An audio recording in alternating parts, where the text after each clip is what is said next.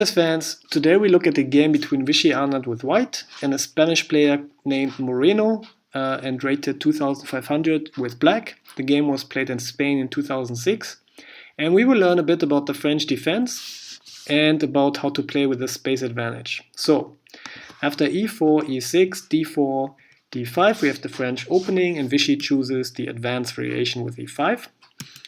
And after c5, the whole game revolves around the d4 pawn. Black is trying to pile up with queen b6 and knight c6, and here already c5 to undermine white's center, and white is going to try to defend the d4 pawn. So after c3, which white can play because the knight is not blocking the square on c3, black plays queen b6, and after knight f3, knight c6, white has the interesting move a3.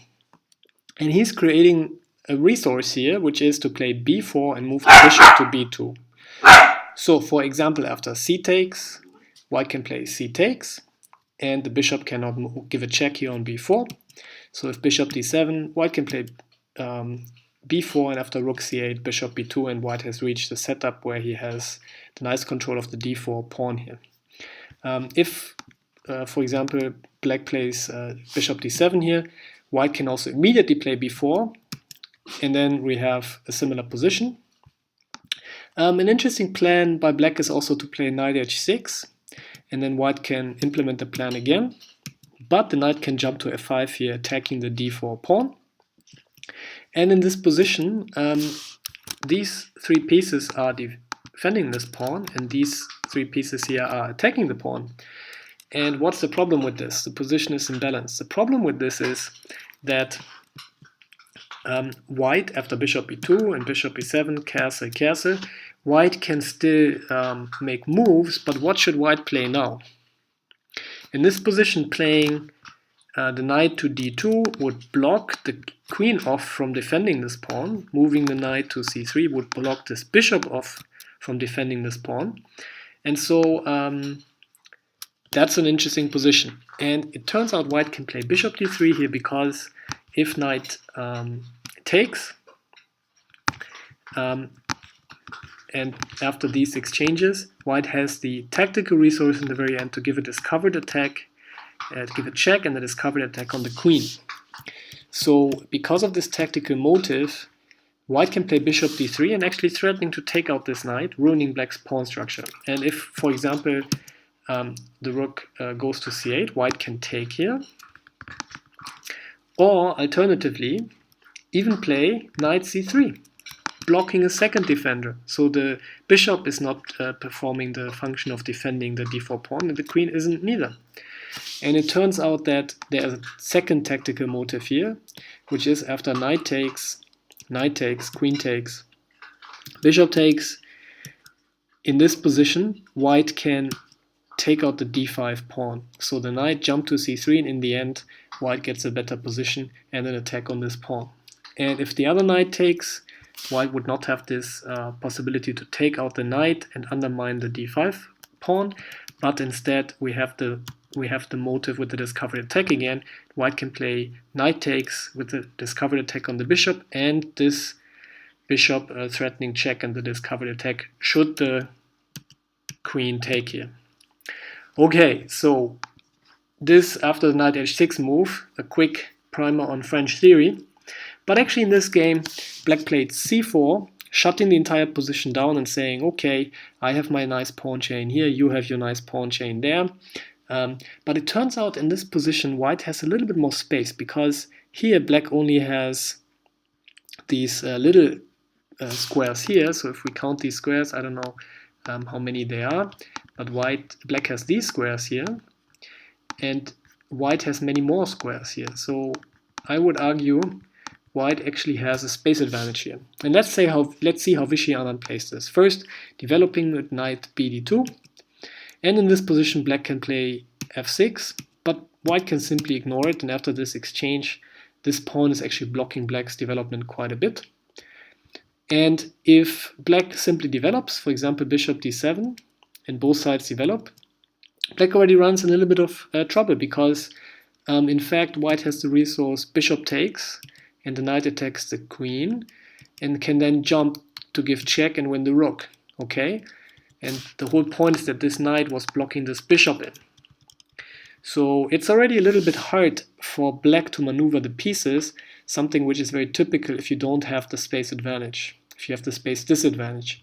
And so in this position, black made a little space for his pieces and played knight a5, protecting this pawn and removing this tactical idea out of the position and maybe making some space for the knight here as well.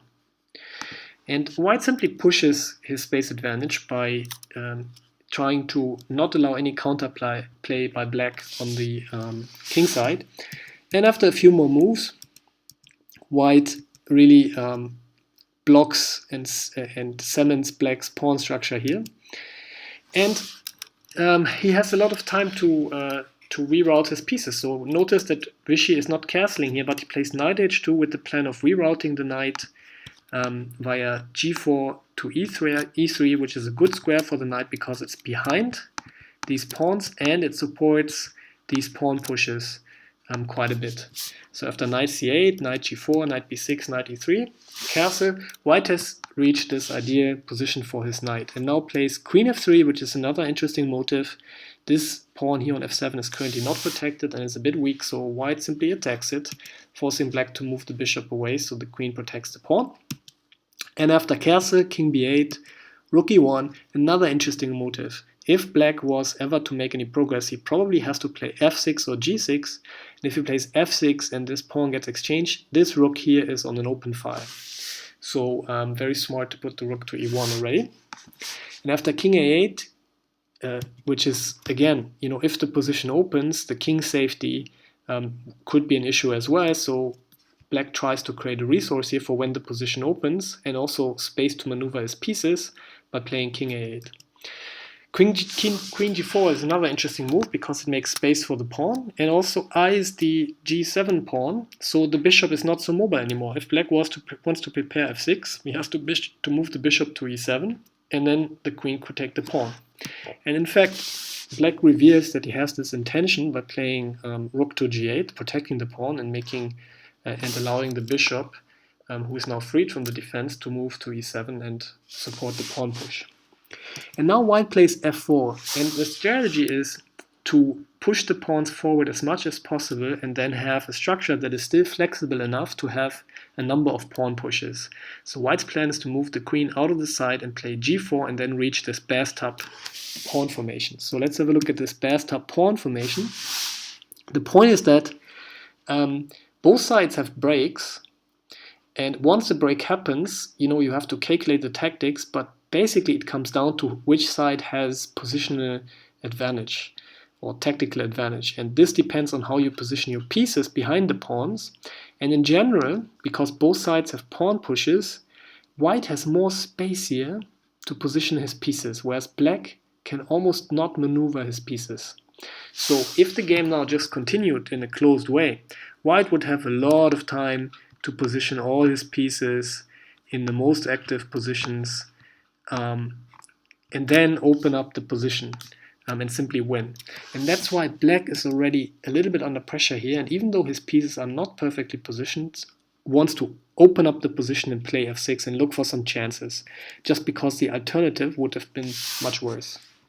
And so after f6, white is not taking here, because in fact after taking, both of these pawns here will become weak. When black has nice plans of doubling the rook here, moving the bishop over and attacking these pawns. So white simply plays knight f3 and says, look, if you take now here on e5, I take with my knight and have a strong knight and you have all these weaknesses. And I have all my time to maneuver my pieces, so I'm not going to open up this position. Black continued knight to b3, trying to maybe penetrate the position from here. And the point is that also after f5, g takes, e takes, white has the positional resource of moving the knight here to the nice g6 square, and this pawn is already attacked by two pieces, so it's weak. And so again, f5, make sure your pieces are in a good position so that, if all these pawn breaks and pawn pushes, you are in a better position. And this you can do when you have more space. And that's why white is probably better in this position, even though the engine says it's equal or black is better. Okay, knight b3, rook b1, the rook was attacked, rook f8. Maybe wanting to exchange here and opening up this file. But white just stays cool, says, okay, if you open up this file, I'm already going to put my queen here to protect the pawn. And indeed, after f takes, knight takes, white has this nice knight here with control of all the squares. Black plays bishop d6, trying to create some pressure here on this pawn. And white plays knight f1, opening up this bishop to defend the pawn and also planning to reroute the knight here to this nice square. Look at this.